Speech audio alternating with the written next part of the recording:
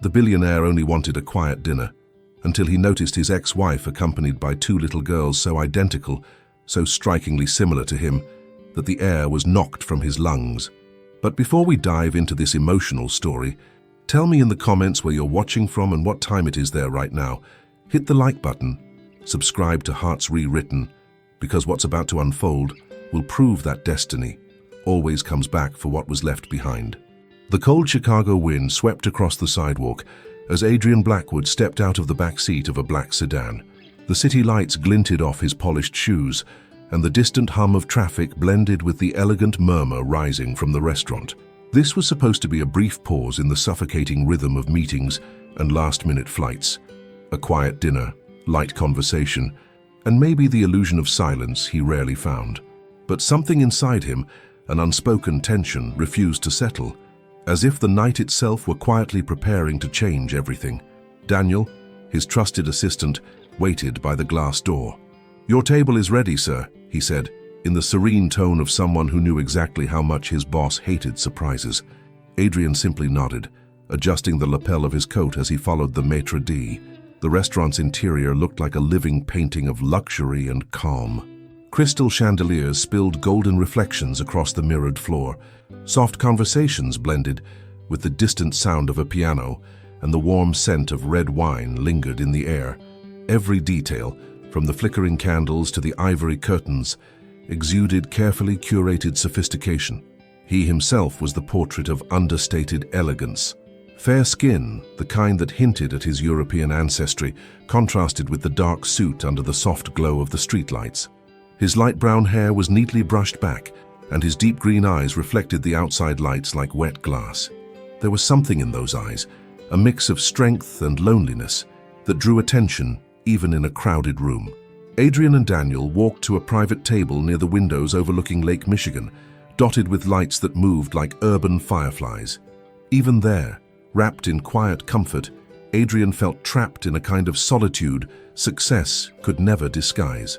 Daniel broke the silence, his respectful tone balancing loyalty and concern. "You seem more tense than usual, sir.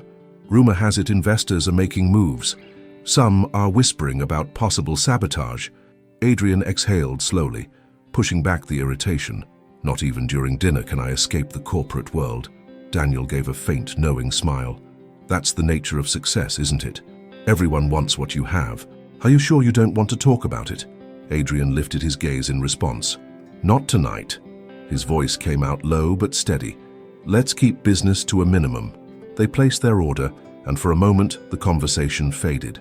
Adrian loosened his tie, trying to relieve the invisible weight pressing on him. The exhaustion was more emotional than physical.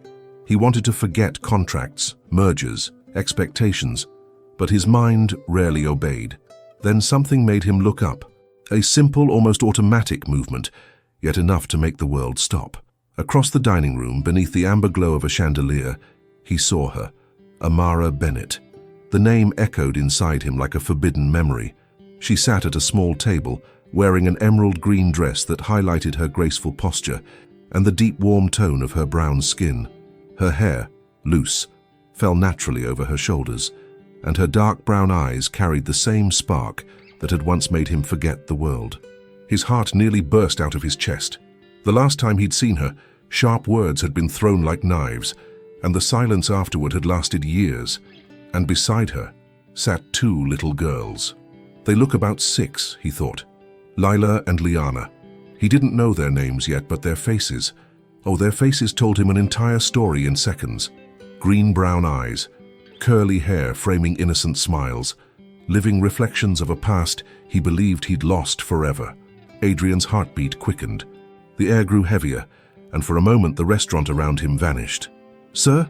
Daniel's voice pulled him back. "Are you all right?" Adrian blinked, pretending to adjust the napkin on his lap, but his gaze inevitably returned to Amara's table. When Amara saw him, their eyes collided, and time simply froze. Recognition, hesitation, pain. Adrian's breath faltered. Her eyes wavered, and for a brief second, he saw the same conflict from years ago. She looked away, whispering something to the girls, but it was too late. The impact was already done. "Do you want me to ask for another table?" Daniel whispered, sensing his growing tension. Adrian rubbed his temples, his gaze still fixed on her. No. The word came out low, firm. That won't be necessary. The air between them seemed to vibrate, invisible and taut. Amara kept her shoulders straight, her expression controlled, but the way she held her napkin, fingers tense, betrayed nerves that mirrored his own. And then Adrian realized she wasn't just accompanied by two little girls. She was accompanied by two living mirrors of himself. His blood ran cold. His appetite vanished, and with it, the illusion that this would be just another ordinary evening. For a long moment, Adrian Blackwood remained perfectly still, as if the world around him had turned to glass. The chatter, the clinking glasses, even the soft piano, all sounded distant now. His mind, however, spun with the cruel precision of a machine. He couldn't look away. He had never known Amara had children. And if, the thought struck with frightening force, what if those girls were his? His entire body reacted, a chill climbing his spine, blending with incredulity and a kind of fear he hadn't felt in years. Not the fear of losing deals or power, but the fear of having lost something money could never buy. Across the room, Amara Bennett held her composure. She tried to appear calm, but the faint tremor in her fingers betrayed her. Her hair, glowing under the warm light, framed a tense face, and her eyes no longer dared meet his. The girls laughed, blissfully unaware of the adult storm forming around them. Lila played with her folded napkin shaped like a swan. Liana swung her legs, humming softly, oblivious to the shock traveling across the dining room. Daniel leaned in, voice cautious. "Sir, should I intervene? I can request another table, or—" Adrian drew a breath, eyes locked on Amara. "No." The word was dry, nearly a whisper. "Just let me think." But thinking was impossible. For years he'd told himself family wasn't part of the immediate plan. But what if, all along, he had been a father without knowing? And now, right in front of him, stood the consequences of everything he'd let slip through his fingers. Suddenly, a reflection caught his attention. At a table near the wall, a man discreetly lifted his phone. The glow of the screen caught Adrian's eye. Then he saw the lens pointed directly at him. His stomach twisted. A paparazzo. Of course. Chicago was a city that loved secrets and exposed them just as fiercely. In seconds, the headline could explode everywhere. Reclusive billionaire dining with his ex-wife and two mysterious children. He closed his eyes briefly, fighting the urge to react. But the noise around him seemed to amplify. Interrupted conversations, stifled laughs, the curious whispers of people recognizing a familiar face. From a nearby table, a woman spoke loud enough to sting.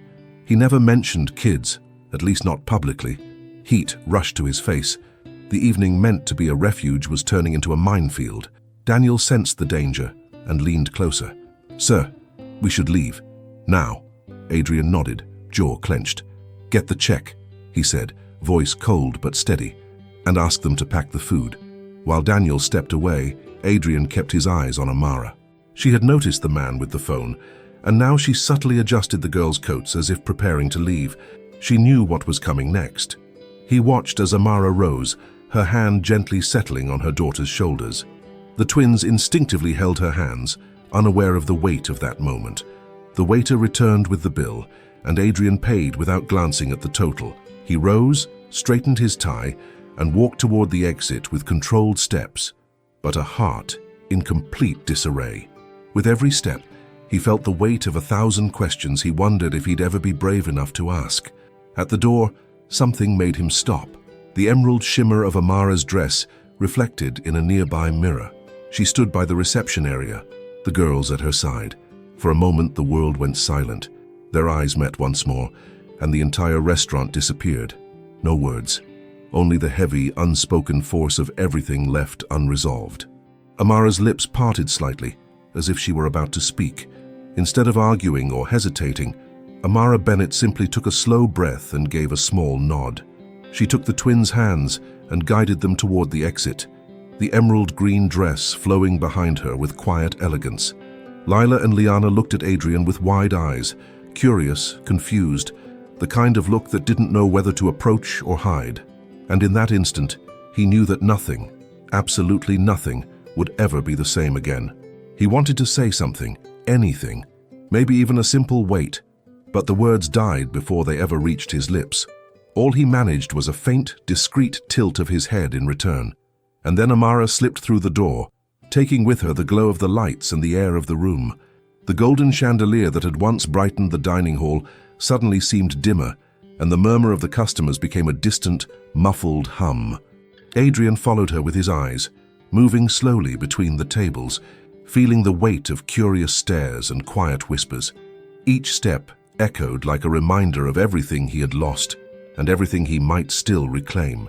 When he reached the exit, Daniel had already called the valet. The black car glided forward just as Amara reached the sidewalk to hail a taxi. The girls climbed in first, excited by the swirl of lights and the night air. Across the street, Adrian stood motionless, watching. Amara looked over her shoulder, and their eyes met one last time that night. No words, only the weight of everything that remained unresolved between them. The taxi door closed with a sharp click, and its red tail lights disappeared into the stream of traffic. For a moment, the world felt hollow. Daniel placed a hand on his shoulder. "Are you all right?" he asked softly. Adrian didn't answer right away. He kept staring at the empty stretch of street ahead, the faint reflection of the taxi's taillights fading down the avenue. The images of the twins burned in his mind, the eyes, the smiles, the features. They were his, even if he wasn't brave enough to say it out loud. Finally, he turned to Daniel, his expression carrying something new, a mixture of disbelief and purpose. "I don't know what I just saw in there," he said, voice rough. "But whatever it was, it changes everything." Daniel studied him carefully and simply nodded. He understood what that tone meant. It was the sound of a man who had just rediscovered the reason success was no longer enough. They walked to the car in silence. Chicago's sharp wind swept through the bright streets, mixing the scent of asphalt and recent rain. When the driver opened the door, Adrian cast one last glance at the restaurant. The windows reflected the city's golden shimmer, the same shimmer under which he once believed he was in control. But now, that cold, methodical man knew something larger awaited him, something that carried the faces of two little girls. Inside the car, Adrian leaned back and massaged his temples, trying to ease the throbbing ache forming behind his eyes. The silence felt heavy. "What do you intend to do?" Daniel asked, watching him through the rearview mirror. Adrian opened his eyes and stared at the blurred lights passing outside the window. "I don't know yet," he replied in a low tone, "but I can't pretend I didn't see them. I have to find out the truth." Daniel nodded. The rest of the drive unfolded in silence, each lost in different thoughts. As the car glided through the wet avenues, Adrian knew the road ahead would be anything but simple. When they arrived at the penthouse, the cold dawn air hit him. Chicago sparkled below, a sea of lights, distant and indifferent. Before Daniel left for the night, Adrian stood still on the sidewalk, eyes fixed on the horizon where the taxi had vanished minutes earlier. He felt a different urgency now, something unrelated to contracts or business strategies. This was personal. This was visceral. He took a deep breath and looked at Daniel. "I need to know the truth," he murmured, "no matter the cost." The next morning, Adrian Blackwood awoke to the first rays of sunlight cutting through the penthouse curtains. He had slept little, if at all. He had spent the entire night tangled in old memories and tormenting questions. From the terrace, the view was perfect. A sky painted in peach and gold, mirrored across the skyscrapers. But for the first time, he felt no pride as he looked at the city that symbolized his empire. Everything seemed small compared to what consumed him now. When Daniel arrived shortly after 7, he found his boss standing by the window, tie loosened, a cup of coffee untouched in his hand. "I need your help," Adrian said without hesitation. "Find Amara Bennett. Anything. Address, phone number, records." Daniel frowned. "I can do that discreetly, but are you sure you want to go down this path?" Adrian leaned against the back of the chair, gaze distant. "I don't have a choice. I need to understand what happened." "All right," Daniel replied, opening his laptop on the table. "I'll start now." As the keyboard clattered softly, Adrian tried drinking the cold coffee. The bitter taste seemed to match the knot tightening in his chest. He could handle crises, betrayals, and corporate warfare, but this was different. This reached whatever remained of his heart. The phone buzzed on the table. A call from a board member. Adrian answered, pacing toward the terrace. "Blackwood, there are strange rumors on the investor forums. Someone's moving aggressively against our shares." "Do we know who?" he asked, voice firm. Not yet, but the strategy is hostile. Prepare yourself. He ended the call, jaw clenched. As he stared at the horizon, he realized his life was about to split into two battles, one financial and one emotional. Back in the living room, Daniel lifted his head. Wait, I think I found something. He turned the laptop toward Adrian. An address. A modest townhouse about 40 minutes from here. She moved recently. Adrian's heart jolted. So she's here. Yes, Daniel confirmed. She's kept a low profile, no attention drawn.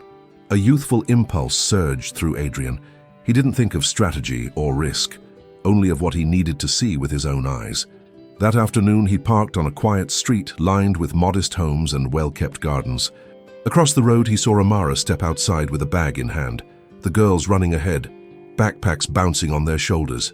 They laughed loudly, playing with the wind. Adrian stayed there, watching. His chest tightened, time suspended. The girls spun across the grass, their curly hair glowing in the sunlight, and in that moment, he knew those children were part of him.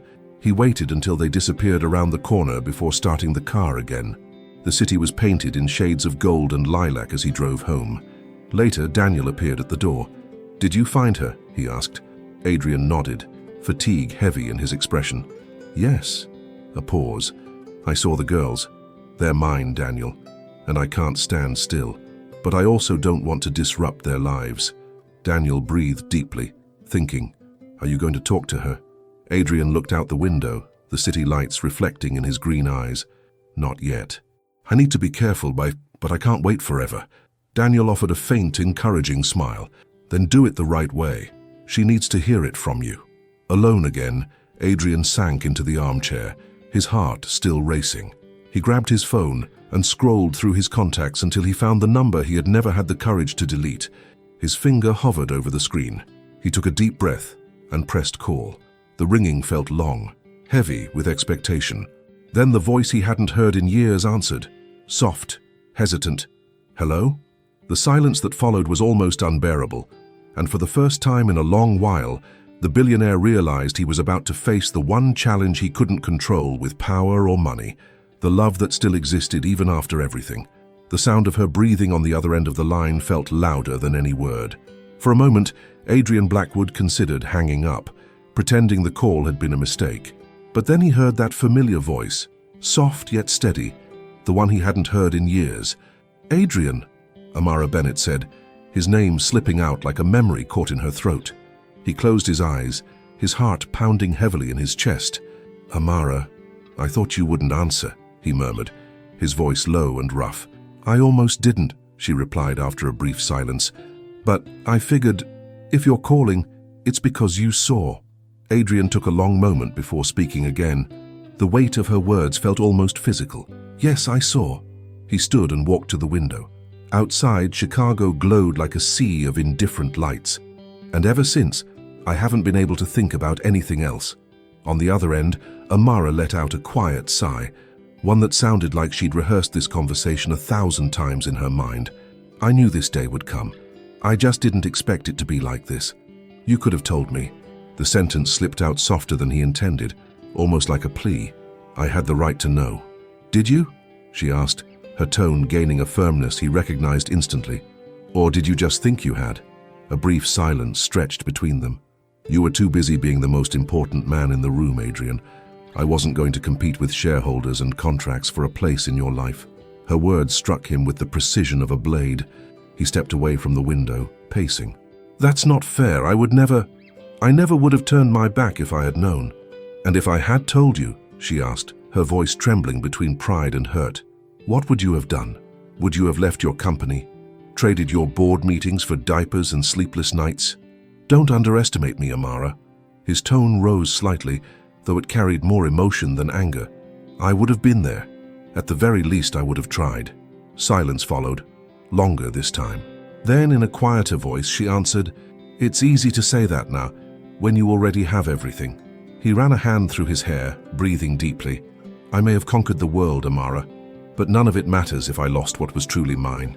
The confession hung between them, raw and honest. She didn't respond right away. Adrian heard the soft sound of something being set down on a table. Maybe a mug, maybe her courage. "They don't know about you," Not really. A pause. But they've been asking questions, especially after that night at the restaurant. Adrian remembered the curious look in the girl's eyes, and his chest tightened. I want to meet them, he whispered. For real? He sat down on the edge of the couch, elbows resting on his knees. Memories flooded back. The arguments, the business trips, the promises that he'd make time soon. A time that never came. I think they want that too, she admitted. But Adrian, her voice softened, though a distance still lingered. You can't just show up and change everything. The girls have a stable life, a routine. I won't let them get confused. I don't want to confuse them, he said firmly. I just want to know them, one step at a time. There was another silence. On her end, the sound of a trembling breath. On his, the muffled hum of the city, as if the whole world were holding its breath. I need to think, she finally said. This isn't simple for me. She leaned back and released a long, weary sigh. He knew this wouldn't be easy. I know, he replied, taking a deep breath. But give me a chance. Just one. And there, in his penthouse, the man who had everything realized that for the first time in years he was afraid. But it was the kind of fear that came hand in hand with hope. He knew Amara Bennett could be angry, could hesitate, could take time to forgive. But one thing was certain. He wasn't going to give up. Amara, his voice sounded hesitant, almost like a plea. Can we talk in person? There was a brief silence, then a quiet sigh filtered through the line. Talk? She repeated softly. Adrian, I don't know if that's a good idea. Just a conversation, he insisted. No promises, no pressure, just let me look into your eyes without the past standing between us like a cliff. She hesitated. Where? A tired, bittersweet smile touched his lips. Does that cafe near the park still exist? Harbour Street Coffee House. It does. Her voice came out almost like a whisper. Tomorrow, 8 a.m. I'll be there. He paused. Thank you, Amara. She didn't reply. She simply ended the call. The next morning, Chicago woke wrapped in a thin mist, as if the city were trying to soften the weight of the reunion ahead. Harbour Street Coffee House was a cozy refuge of red brick, its windows framed by green plants, and the aroma of fresh coffee drifting into the cold breeze. Adrian Blackwood arrived a few minutes early. He wore a dark overcoat, his hair slightly tousled by the wind, and the tense expression of someone who hadn't slept the night before. When Amara Bennett walked in, time seemed to slow. She wore a beige coat, a brown scarf wrapped elegantly around her neck. The contrast between her warm brown skin and the soft fabric made her even more striking. Her deep, cautious brown eyes found his, and for a moment, neither of them breathed. You came, he said, a mix of relief and disbelief threading his voice. I still don't know if this was a good idea, she replied, sitting down slowly. But I'm here. A waiter approached and set down 2 steaming cappuccinos. The rising vapor created a small curtain between them, barely masking the tension. For a few seconds, silence spoke for both, until Adrian broke it. How old are they? Amara looked at him, wary, but answered. 6. He nodded slowly, the words taking effort. I missed 6 years of their lives. You missed more than that, she said, her voice quietly aching. You missed what love can be when it isn't tied to results. He lowered his gaze, fingers tapping the rim of his cup. I know. If regret changed the past, she murmured. He lifted his eyes. I would change everything. I would have chosen you, Amara. I would have chosen us. He paused, his voice roughening. But I was a coward. I thought success would protect me from loneliness. I only realized too late that it was the thing that pushed me farthest from you. Amara took a slow breath, her eyes drifting for a moment. When I signed the divorce papers, I was already pregnant. Her words came with the calm of someone who had learned to live with pain. I was going to tell you. But by then you were already traveling, opening the new office in London. There wasn't room for me anymore. Or for them. The confession fell between them like a long-buried secret. Adrian pressed a hand to his face, silent. I deserve this, he murmured. Every second of regret. But Amara, let me be part of their lives now, even if it's as a stranger, learning how to be a father. She studied him for a moment, not hiding the conflict in her eyes. And what if this hurts them? They're happy, they're safe. I don't want to see them suffer because of promises that may not last. He leaned forward, his voice steady. I'm not leaving this time. The words hung there, simple, but carrying a weight only time could give. Amara looked away, fighting a tide of memories. The soft clink of cups, the distant music from the radio, everything felt louder in that moment. Then, without warning, Adrian felt a sharp jolt of alertness. A man near the window, wearing a dark cap and holding a phone, was adjusting his camera angle subtly. Adrian recognized that kind of look: cold, meticulous, watchful, a paparazzo. His body reacted instantly. "Amara, we need to go, now." "What?" She frowned, confused. "Don't look, just trust me." He stood, sliding money discreetly onto the table. "We'll go through the side exit." She hesitated but followed him. The noise of the street wrapped around them as they stepped outside. The cold wind carried the scent of fresh bread and gasoline. Behind them, a shadow moved near the cafe window. Adrian glanced back quickly and caught the gleam of a phone pointed directly at him. That single image, him and Amara together, would be enough to ignite headlines. They hurried toward the corner, their footsteps mixing with the traffic sounds. Amara looked visibly shaken. "This is why I never wanted you involved again," she said breathlessly. "Your life is always under the spotlight." He looked at her with pain in his eyes.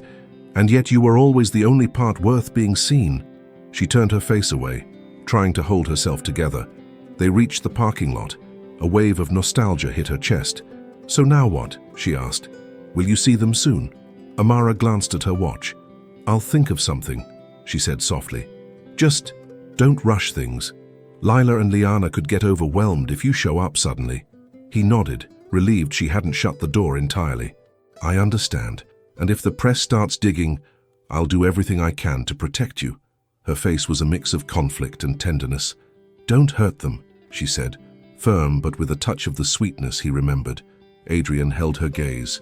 "I promise." The wind lifted her hair, and for a brief moment, everything felt like the day they said goodbye for the last time. Adrian watched her get into the car and instinctively wanted to follow. But duty came first. It always had. As he turned toward his own car, his phone vibrated. The name flashing on the screen snapped him back to reality. "Henderson, Corporate Board," he answered, his heart already hardening. "Blackwood." The voice on the other end sounded urgent, nearly panicked. "Adrian, we need you now. Shares dropped in less than an hour. There are rumors of an internal leak, and it looks like someone is behind this." Adrian closed his eyes for a second.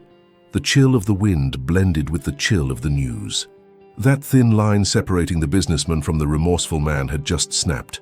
As he watched Amara's car disappear around the corner, he understood what fate was trying to tell him.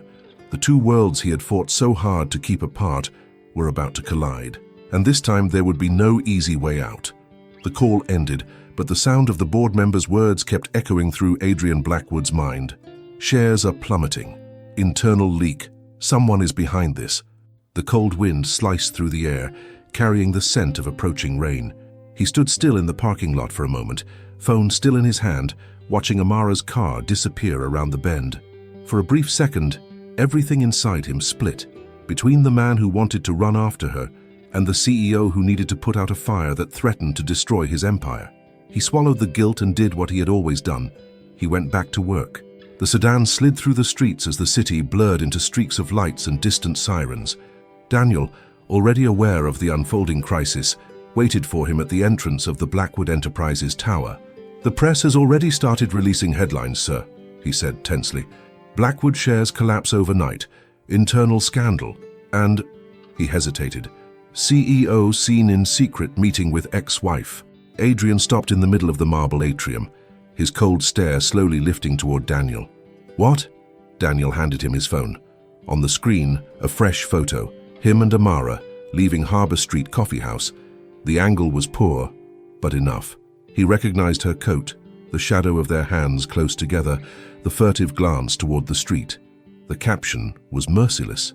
"Adrian Blackwood, Heart Secrets Amid Corporate Crisis." Sources claim Billionaire has double life with secret twins. All color drained from Adrian's face. It was the worst possible scenario. The press sniffing out scandal. A tightness rose in his throat. "How many people have seen this?" "Everyone," Daniel replied softly. "It's going viral." Adrian inhaled sharply, the cold air burning inside his chest. The lobby, normally pristine and quiet, now felt like a minefield of curious stares. Employees whispered around him, pretending to review spreadsheets. "Gather the board," he ordered, striding toward the elevator. "I want everyone in the main room in 15 minutes. The elevator rose in silence, cutting through the muffled noise of the city. As the floors climbed past, Adrian felt the weight of fate pressing against his ribs. He'd spent his whole life building walls between love and duty, heart and power, and now all of them were collapsing at once. The doors opened with a metallic chime. The executive floor was chaos. Assistants rushed by with piles of reports, screens flashed red with falling numbers, and the echo of frantic voices created a hum of despair.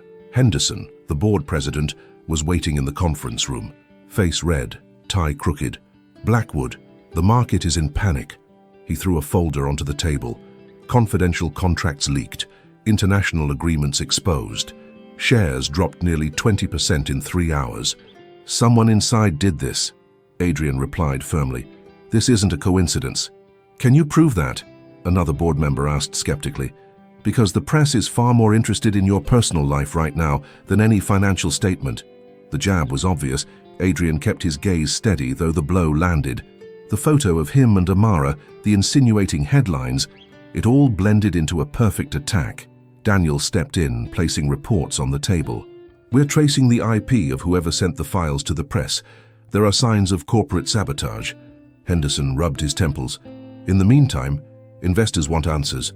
If you don't make a statement, confidence will evaporate." Adrian walked to the window. Outside, the mirrored buildings reflected November's grey sky. His own reflection stared back, polished, powerful, but exhausted. "Prepare a press conference," he said, turning. "I'll take responsibility for whatever is necessary, but I won't accept lies." The board members exchanged surprised looks. Daniel watched him quietly. He knew this wasn't just the CEO speaking. It was the man who, for the first time, was fighting for something more than reputation. Hours later, the meeting dissolved into strategies and frantic phone calls. When the office finally emptied out, Adrian sank into his chair, body drained. The distant sound of rain hitting the windows pulled his thoughts back to the cafe, to Amara's gaze, to her words. "They're safe. Don't hurt them." He ran a hand over his face, eyes closing. This was the threshold, the point where his empire and his real life collided. His phone buzzed on the desk, a new message. He opened it, and his heartbeat stumbled. From Amara. "I saw what they posted. Are you okay? The girls heard something at school. They're confused. Please tell me you'll fix this before their world falls apart too."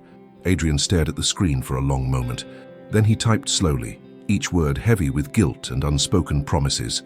"I'll fix it, whatever it takes." Outside, the lights flickered beneath the storm, and inside that quiet office, Adrian Blackwood realized the battle had changed. It was no longer about saving the company, but about protecting the last piece of humanity he still had. The rain continued to fall over Chicago, as if the sky reflected the chaos inside Blackwood Enterprises. From the top floor of his penthouse, billionaire Adrian Blackwood watched the city lights flicker against the fogged glass, trying to organize his thoughts, and failing. The scandal still dominated the headlines. In less than 24 hours, he had lost a significant portion of investor confidence, market value, and the little peace he had left. But deep down, he knew none of it was coincidence. Someone was behind this, someone inside the company. Daniel Carter, his loyal assistant, typed quietly on his laptop, tracing data. "The internal server access came from a corporate ID," he said, focused. "Someone on the inside, but using masked credentials." Adrian frowned. "Any leads?" Daniel hesitated, eyes narrowing at the screen.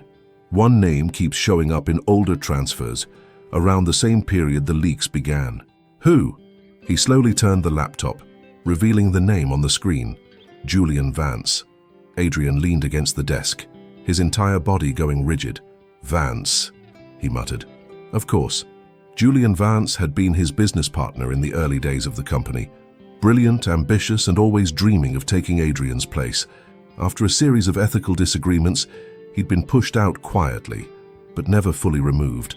The kind of man who knew how to wait. Silent as a predator watching from the dark, Daniel continued. "He's resurfaced, started his own consulting firm, but still has indirect access to some of our contracts through minor shareholders. Adrian ran a hand through his hair, his gaze hardening. He wants me out of the way.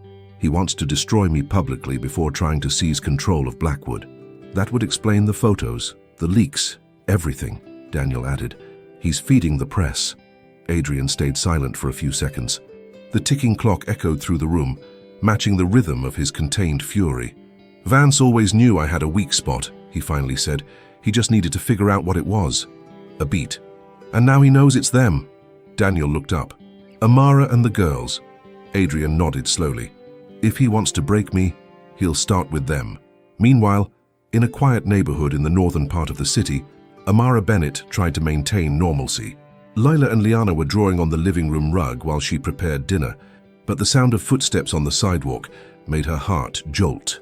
Through the window, she saw two unfamiliar men stepping out of a black car parked across the street. One of them held a camera. Her stomach tightened. They weren't ordinary journalists. Something about them felt too calculated, too professional. She quietly pulled the curtains and grabbed her phone. "Adrian," she said as soon as he answered. "There's someone watching my house." The silence on his end was quick and tense. "Are the girls inside?" "Yes." "Lock everything and don't go out. I'm on my way." Less than 30 minutes later, Adrian's black car stopped in front of the townhouse. The light rain reflected his headlights in the puddles across the street, thunder rumbling like a warning. Daniel sat in the passenger seat, checking his messages. "I traced the IP of the latest leaked photos," he said. "They're coming from a server linked to a marketing company, registered under Vance Consulting Group." Adrian inhaled slowly, his jaw tightening. So, it is him. When Amara opened the door, he stepped inside quickly, removing his soaked coat. The girls peeked from behind the sofa, curious, while he tried to hide his concern. "Are they okay?" he asked. "They are," she replied, though her eyes betrayed her fear. "What's happening, Adrian?" He hesitated. "I think someone is trying to use you and the girls against me." Amara blinked, confused. "Against you? An old partner, Julian Vance. He wants me out of the company, and he doesn't care if he destroys my personal life in the process." She paused, processing the weight of that. "So that's why paparazzi are showing up? Why the school called asking if the girls suddenly had security details?" Adrian nodded, sitting at the table. "Vance has always been obsessed with power. I just never imagined he'd go this far." She crossed her arms, her tone firm. "And what are you going to do now?" He met her gaze with quiet determination. "Fight. But this time, not just for the company." Her expression softened slightly, despite the tension.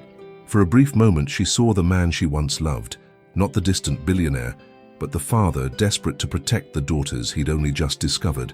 The silence was broken by a sharp sound from outside, the click of a camera. Amara rushed to the window, but only saw the shadow of a car speeding away. "They're playing dirty," she murmured. "And if they use the girls in the headlines?"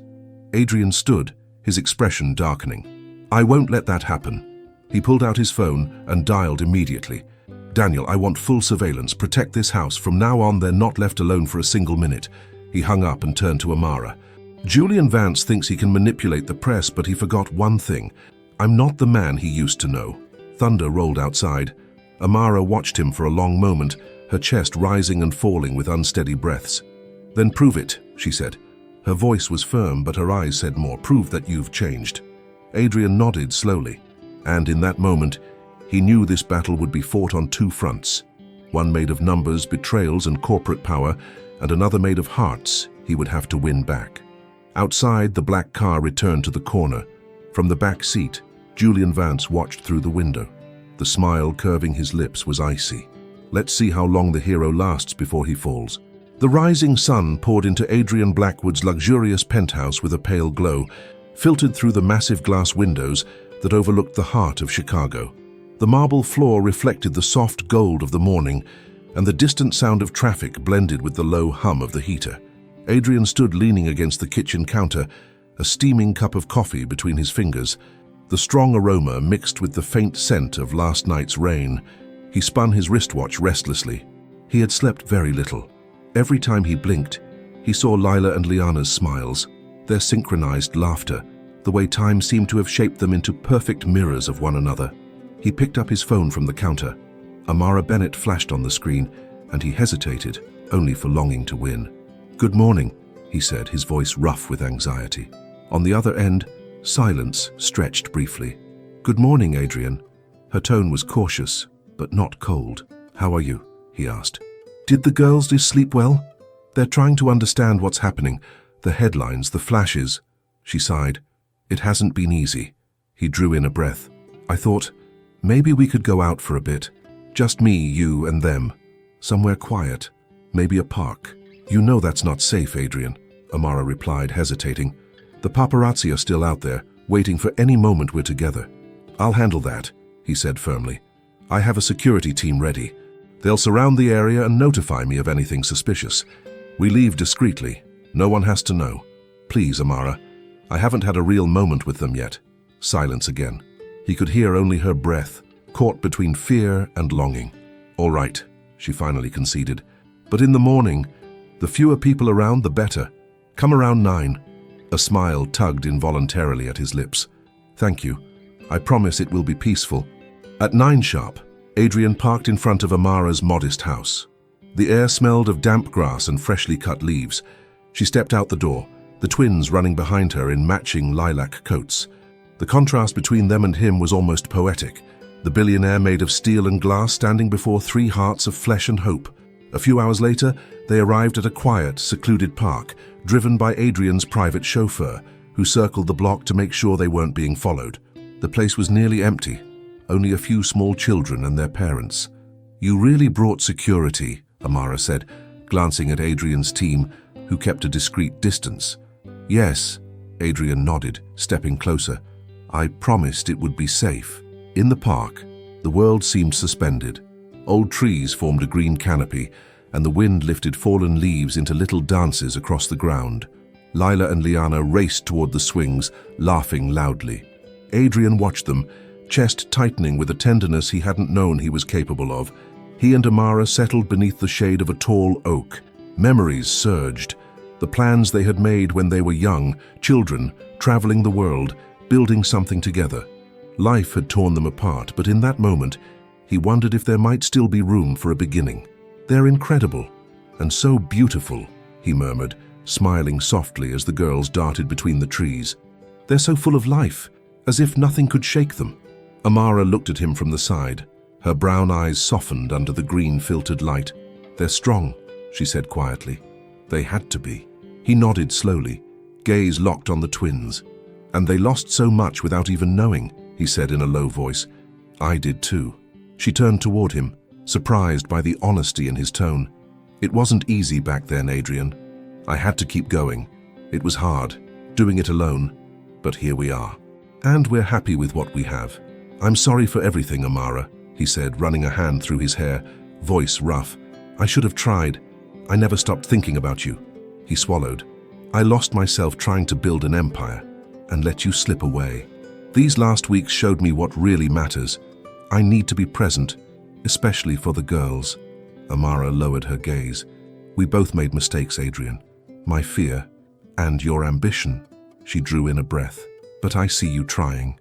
And I can't say I hate that." The corners of her lips softened. "They deserve a father who's here, not a scandal." "I'll fix this," he said. His voice carried the weight of a vow. For a few minutes they simply listened to the wind and the laughter of the twins. The peace was so delicate that any interruption could shatter it, and one did. One of the security guards near the park discreetly lifted a hand to his radio. Adrian noticed. A car was parked across the street, dark windows, engine off. "Time to go," he said quietly. Amara gathered the girls gently. The outing ended as quickly as it had begun. Back at the company, the serenity of the park felt like a distant memory. The glass lobby reflected only tension. Daniel waited by the elevator. "Board meeting in 30 minutes, sir. They're agitated." "When are they not?" Adrian muttered, though his tone was dark. Inside the conference room, voices overlapped. Numbers, charts, headlines. One director complained about forum rumors, another about stock depreciation.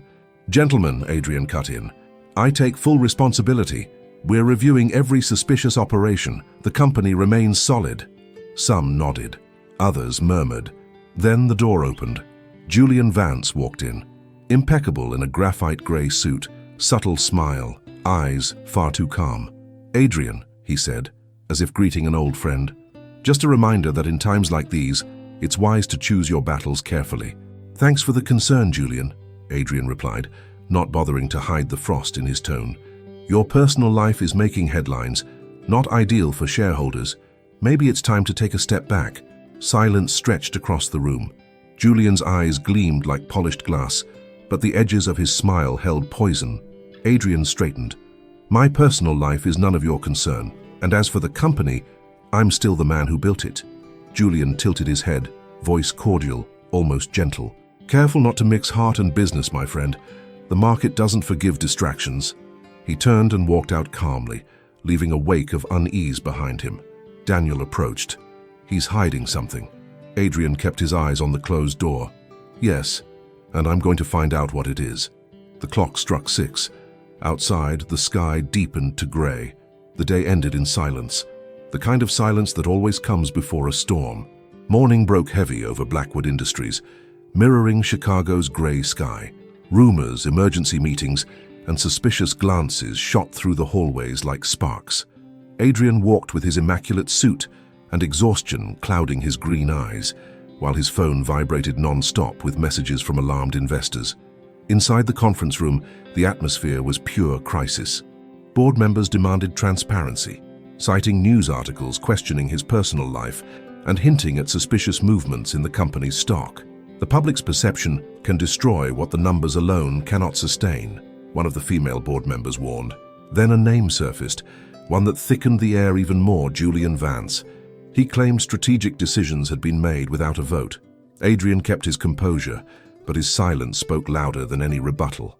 2 hours later, the meeting ended without resolution. In the hallway, Daniel intercepted him. "Julian is moving too fast. He has people on the board." Adrian fixed his eyes on the elevator. "When the enemy smiles, it's because he's already dug the ground beneath your feet." By the time he left the company, already past noon, Adrian drew in a long breath and made a different decision. He called Amara.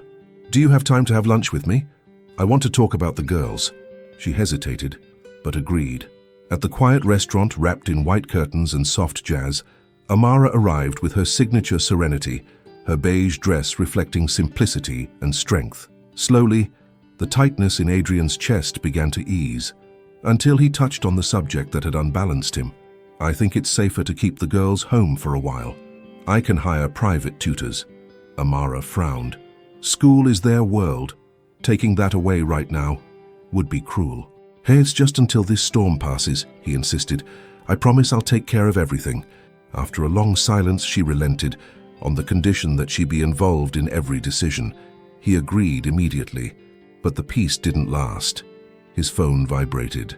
"Daniel, a shareholder just cancelled the expansion contract, and there's an anonymous email accusing the company of tax fraud." Adrian's expression shifted instantly. He stood from the table.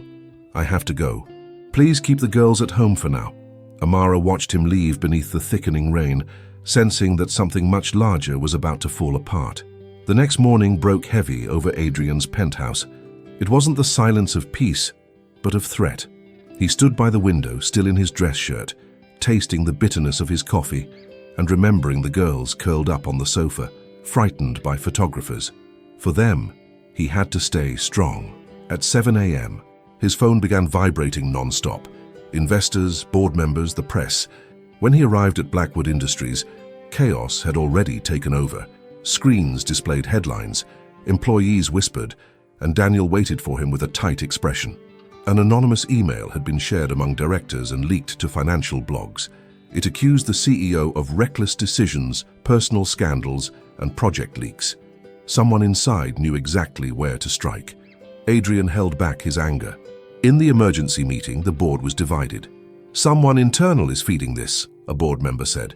Julian, impeccable as always, suggested a more distributed leadership, his smile hiding venom.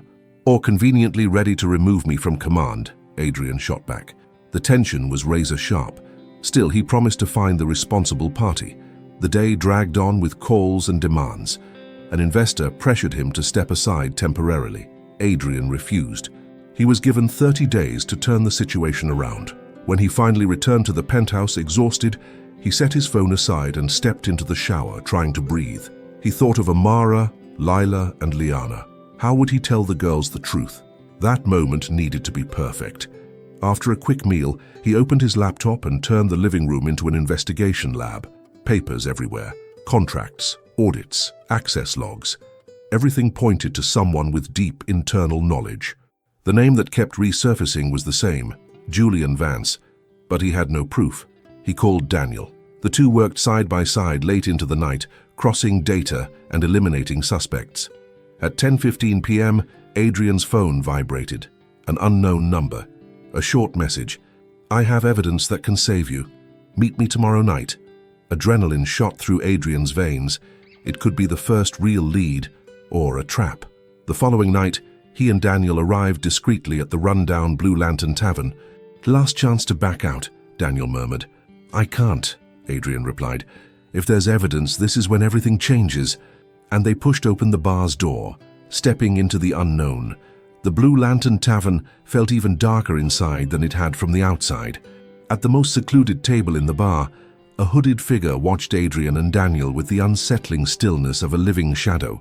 Only the dim gleam of his eyes escaped the bluish glow of the flickering sign.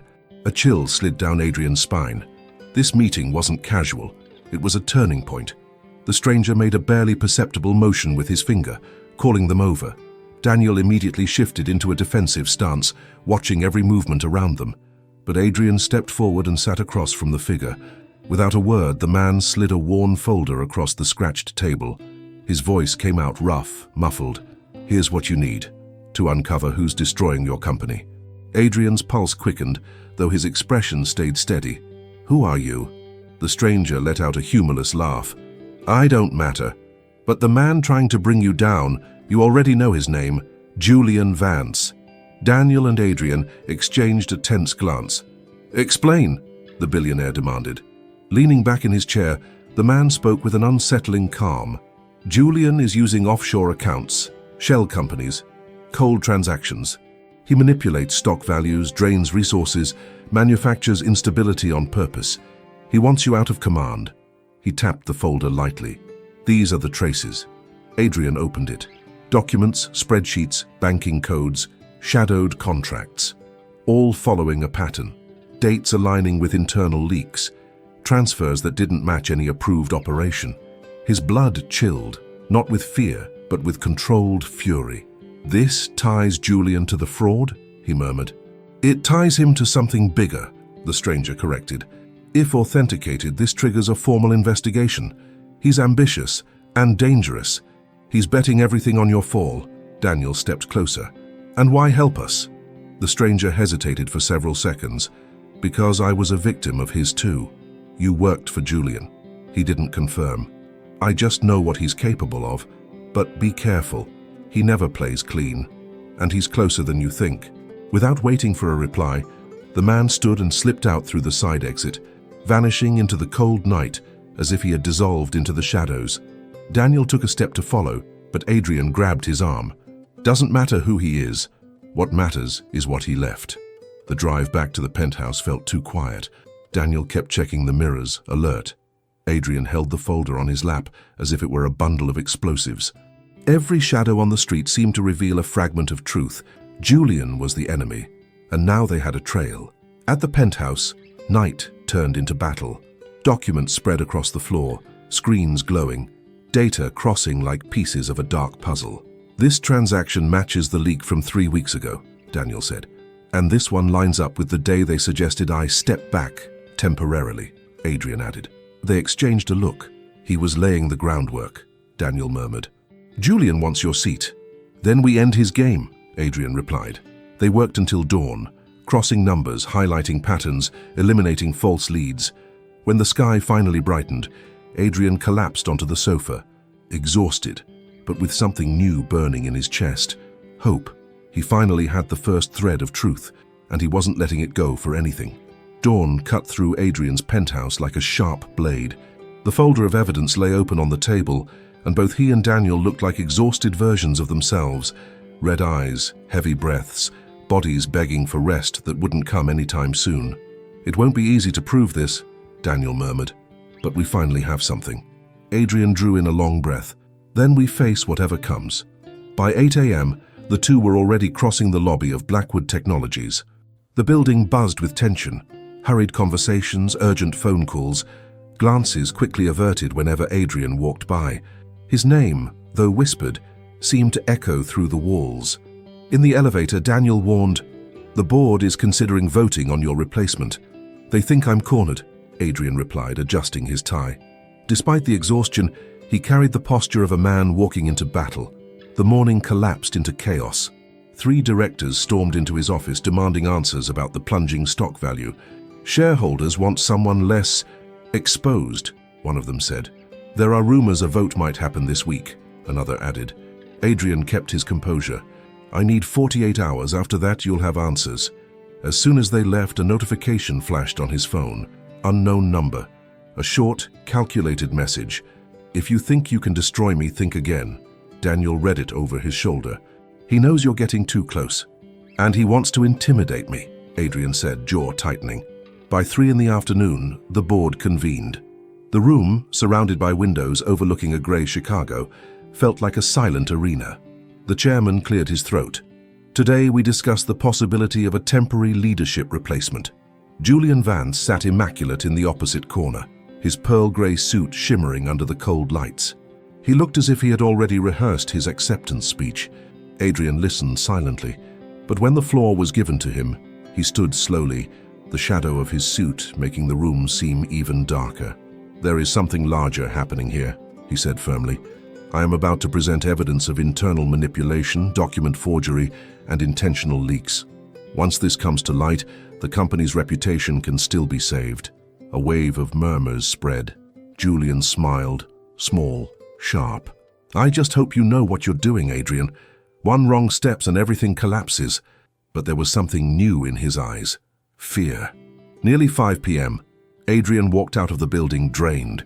He needed only one thing, to hear Amara's voice. She answered, sounding tired.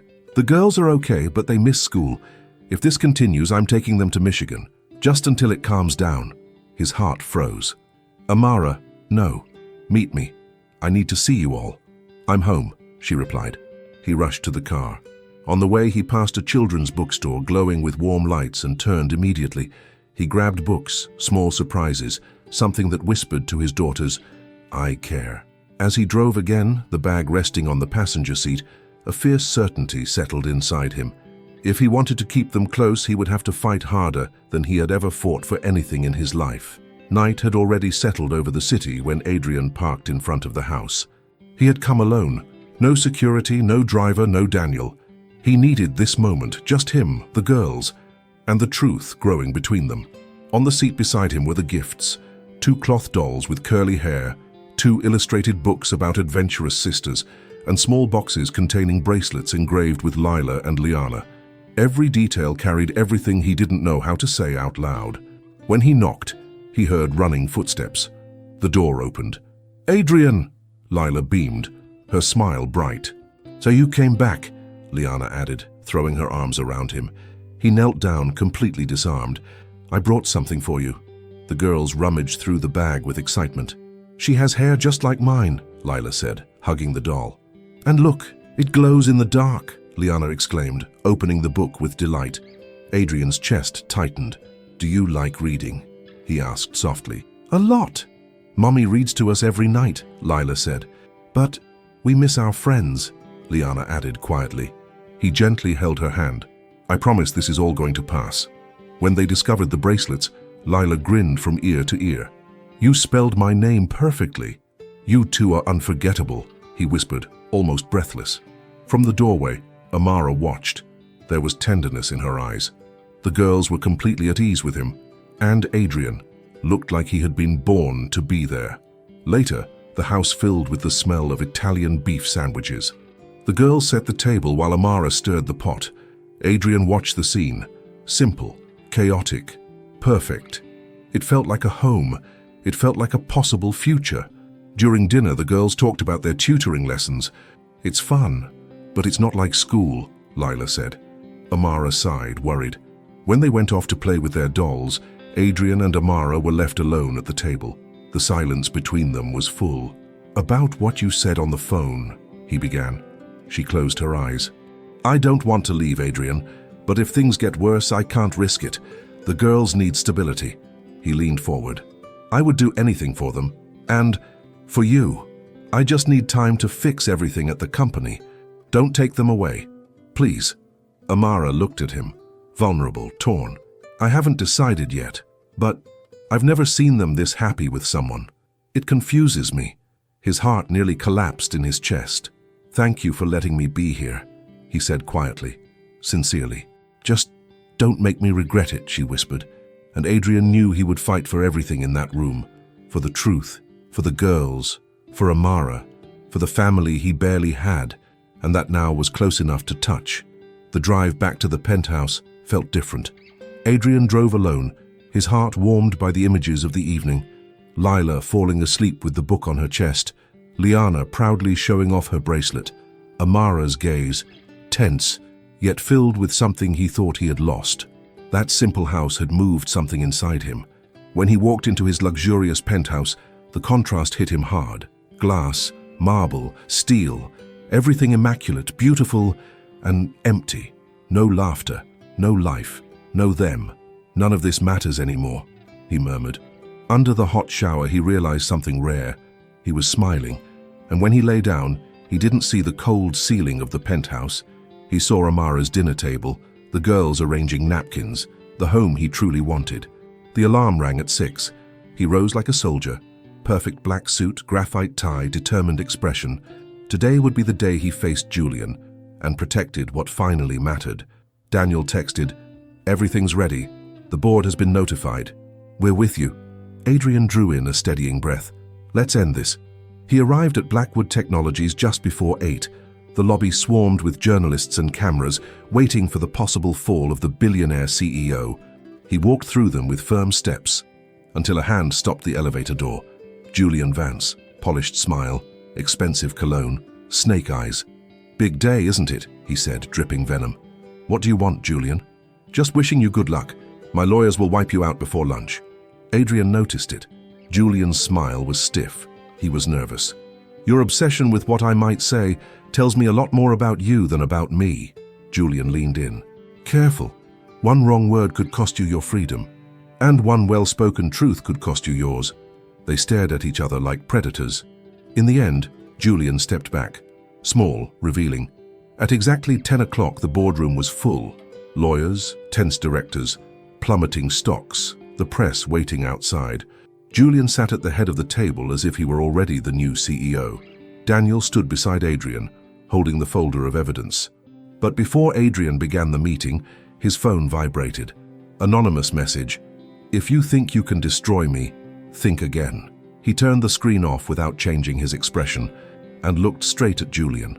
The rival smiled. During the break, Adrian called Amara. "If this gets worse, I'm taking the girls to Michigan," she confessed. His heart nearly stopped. "Amara, don't. I'm going to fix this today, please." She only said, "Finish this, and finish it right." Adrian returned to the boardroom with firm steps. Julian straightened in his seat, certain of victory, but he had no idea that the game had already shifted, and that this room, the very room he thought he would use to destroy Adrian, was about to become the stage of his own downfall. It was 10:20 a.m. when Adrian Blackwood walked back into the boardroom. The air inside felt solid, as if every particle carried tension. The directors sat aligned around the long table, and behind the frosted glass walls the press waited, hungry for the end of the corporate chaos. Julian Vance was already seated, leaning back with false tranquility, his navy suit perfect, his posture that of a man who believed he had already won. To Adrian it wasn't elegance, it was armor. Daniel stood behind him, holding a black folder. But for the first time, those documents weren't the main weapon. Adrian had something bigger. The chairwoman began. "We are here to discuss the continuation of Mr. Adrian Blackwood's leadership." Adrian felt the weight of her words, but he didn't waver. He wasn't fighting only for the empire, but for 2 little girls and the woman who had threatened to leave if he failed. A director adjusted his glasses. "Investor pressure is high. Some say your staying is a risk." Julian seized the moment. "It's nothing personal. It's about stability. The market sees a CEO surrounded by scandals." A few board members nodded. Adrian laced his fingers over the table. Before we discuss what the market sees, let's talk about what's been hidden. The silence shifted, now alert, suspicious. Julian raised an eyebrow. Are you going to say it's a conspiracy? Adrian opened the folder. In the past weeks, projects have leaked at strategic moments. Rumors were planted. My personal life weaponized. All of this following a very clear pattern. Daniel tapped the tablet. The big screen lit up. Access logs, dates, timestamps, transactions. The room leaned forward. These accesses, Adrian explained, occurred minutes before each public leak. A board member scanned the documents. There are patterns here, the CFO added, weary. The audit confirmed it. Transfers to shell companies orbiting ours, but with no legitimate link. That only proves someone benefited, a director said, trying to minimize. Julian smirked, but the corner of his mouth trembled. Or it proves our CEO is desperate. Reports can be manipulated. Adrian stayed calm. That's why I brought the person who analyzed everything. He gestured. Hiroshi Tanaka walked in. Black suit, serious posture. Adrian introduced him. Cybersecurity and forensic investigations specialist. Tanaka bowed slightly. Good afternoon. I studied the servers, traced access routes, and followed the data flow. My conclusion, there was internal sabotage. The screen shifted. IP maps, data routes, suspicious transfers, and then internal credentials, dates, access records. Tanaka exhaled.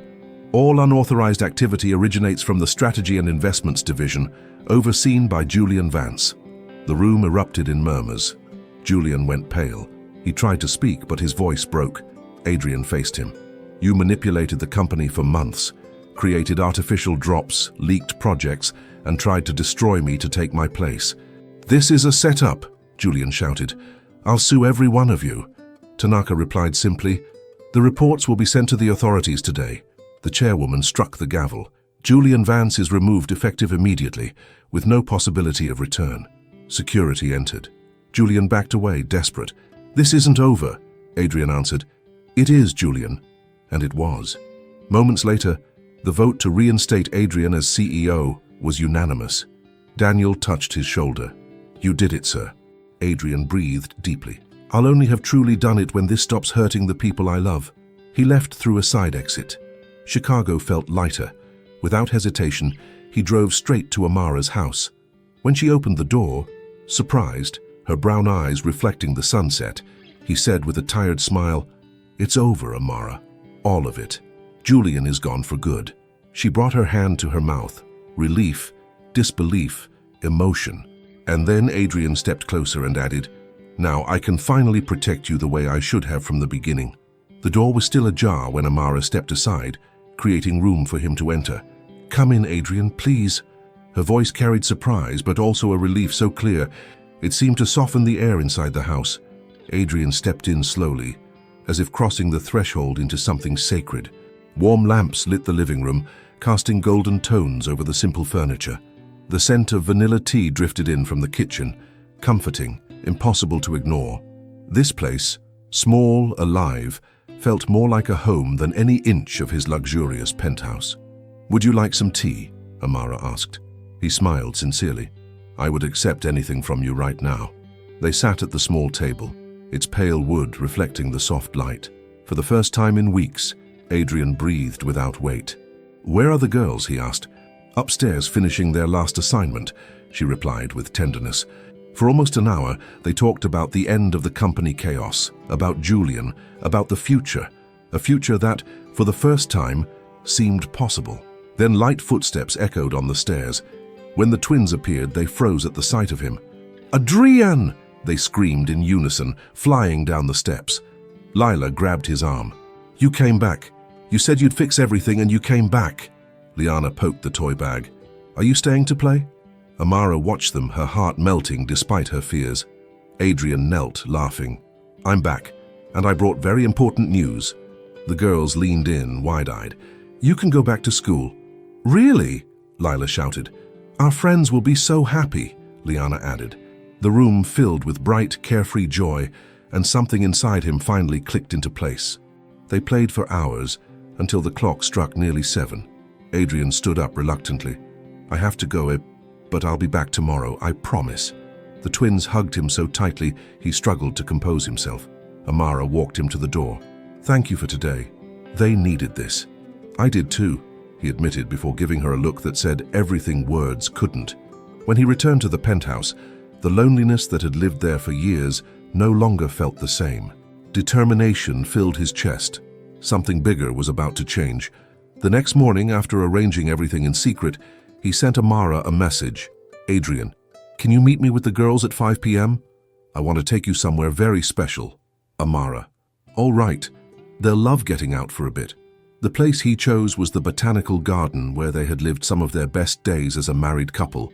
Wooden bridges, warm lights, flowered paths. A setting of old promises, and perhaps new ones. The twins ran to him. "It's a fairy tale," Lila exclaimed. Amara appeared behind them, elegant, her light blue dress swaying in the wind. "Adrian, why here?" "You'll understand," he said. They sat on a stone bench beneath whispering trees. Adrian's heart pounded. "Girls, can I tell you a little secret?" "Is it about you and Mommy?" Lila asked. "Are you guys dating?" Liana added. Amara flushed. Adrian smiled. "Not yet, but I want to tell you something important." Gently, he held their small hands. "When your mum and I were younger, we were very close. We got married, we were a family. But one day, things got hard. We drifted apart. And during that time, you two were coming into the world." He took a breath. "I didn't know you existed, but now I do, and I want to be honest with you." Amara inhaled shakily and finished, her voice trembling. "Girls, Adrian, he is," she swallowed, "he is your father." Time froze. Nothing moved, not even the leaves. Liana covered her mouth. "For real?" With tears in his eyes, Adrian nodded. "Yes, sweetheart, I'm your father, and I want to be with you, every day if you'll let me." Lila didn't hesitate. She climbed into his lap and hugged him tightly. Liana followed, wrapping her small warm arms around him. Amara watched, tears tracing her cheeks. Adrian looked up at her. "I won't fail again, I promise." She smiled. Small, fragile, but real. "I know." 3 months later, Adrian Blackwood's new mansion sat in a quiet area of Chicago, surrounded by tall trees and wide windows that welcomed golden morning light. It was large, modern, but for the first time he hadn't bought it to impress anyone. This house existed to hold a family. Children's laughter echoed through the hall as Lila and Liana ran across the soft carpet in matching dresses, carrying the same books they had held the day they found him again. "Girls, slow down," Amara called, smiling despite her warning. She looked stunning that sunny morning. A simple white dress, bare feet, hair cascading over her shoulders. Adrian came down the stairs, adjusting the new ring on his finger. Yes, they had remarried in a small, intimate, genuine ceremony. Amara lifted her face toward him at the bottom step, and he kissed her forehead like a vow. "I'm never leaving again." "They woke up early today," she laughed. "Like always," he replied, watching the girls fill the table with glitter and colored pencils. "And I wouldn't change a thing." The twins ran to them. "Daddy, can we go to the garden? Plant new flowers?" Adrian crouched to hug them. "We can do anything. Today, tomorrow, and every day." The girls ran into the sunny garden. Amara watched them, emotional. "It feels like a dream." Adrian gently cupped her face. "It's not a dream, Amara. This is just the beginning."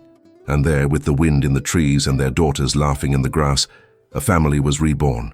Not from the past, but from the love that had always belonged to them. Now it's your turn, watching here with us. If this story touched your heart, I'd really love to know. Which part moved you the most? Leave your thoughts in the comments. I read every single one with care. And don't forget, hit the like button, subscribe to the Hearts Rewritten channel, and share this story with someone who believes in the power of reunions and second chances at love. Thank you for watching until the end. I'll see you in the next story.